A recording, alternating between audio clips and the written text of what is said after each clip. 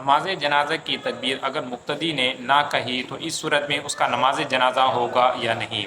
تو یاد رہے کہ نماز جنازہ کے دو رکن ہیں، یعنی دو فرض ہیں،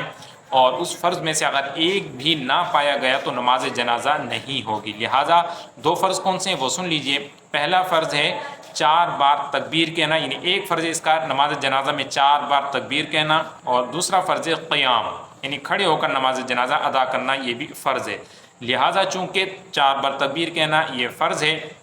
اگر کسی شخص نے نماز جنازہ کے اندر صرف امام کی تکبیروں پر اکتفا کیا، یعنی امام نے تکبیر کہی اور اس نے پہلی تکبیر تو کہہ لی اور پھر ثنا پڑھ لی، امام صاحب نے جب دوسری تکبیر کہی تو اس نے تکبیر نہ کہی بلکہ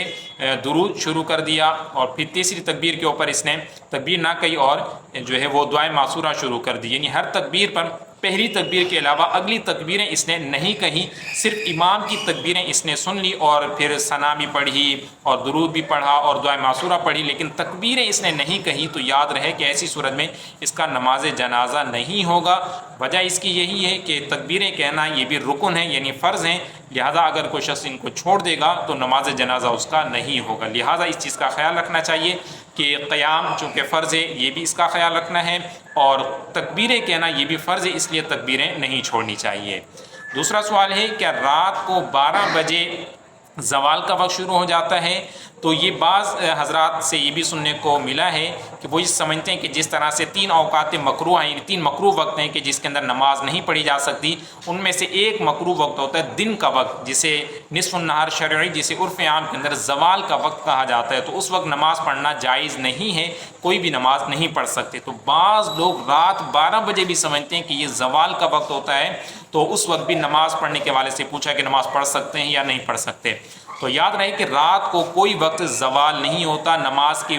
مکروہ والا یعنی نماز کی ممانعت والا وقت نہیں ہے۔ رات کے جس ٹائم بھی آپ نفل پڑھنا چاہیں، یا عشاء کی نماز بھی بالفرض اگر کوئی شخص نہیں پڑھ سکا اور رات کو 12 بج چکے ہیں تو تب بھی عشاء کی نماز پڑھ سکتا ہے، بلکہ حکم ہے کہ اگر پہلے نہیں پڑھی تو عشاء کی نماز وہ ادا کر لے۔ تیسرا سوال ہے کیا شہر یعنی گھر سے نکلتے ہی کسی شخص نے شرعی مسافت پر جانا ہے 92 یا اس سے زیادہ اس نے سفر کرنا ہے،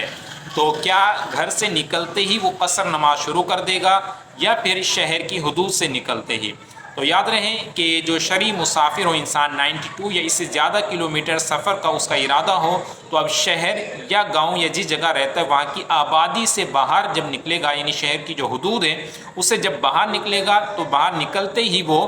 شرعی مسافر کی جو اب نماز کے لحاظ سے وہ شرعی مسافر ہو جائے گا، اور اس پر 4 رکعت والی نماز کے اندر قصر کرنا یہ لازم ہو جائے گا۔ بعض لوگ جو ہے وہ شہر جیسے ہی گھر سے نکلتے ہیں تو اب اپنے آپ کو وہ مسافر شمار کر لیتے ہیں اور جو 4 رکعت نمازوں سے قصر کرتے ہیں، تو ایسا کرنا جائز نہیں ہے، بلکہ جو شہر کی حدود ہے اس سے جیسے ہی نکلیں گے تو پھر اب جو نماز آئے گی پھر وہ اسے قصر کریں گے۔